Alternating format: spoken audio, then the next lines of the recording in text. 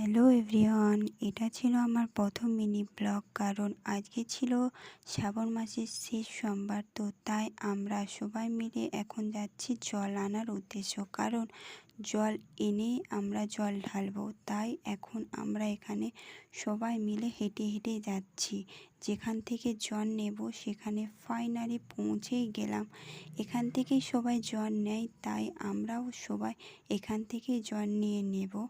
তাই আমিও এখান থেকে জল ডুবিয়ে নিলাম। এখন যাচ্ছি বাবার কাছে, কারণ সবাই হেঁটে হেঁটেই যায় বাবার মন্দিরে জল ঢালার জন্য। তাই আমরাও সবাই এখান থেকে হেঁটে হেঁটেই গেলাম। ফাইনালি বাবার মাথায় জল ঢাললাম, কারণ প্রচুর ভিড় হয়েছিল।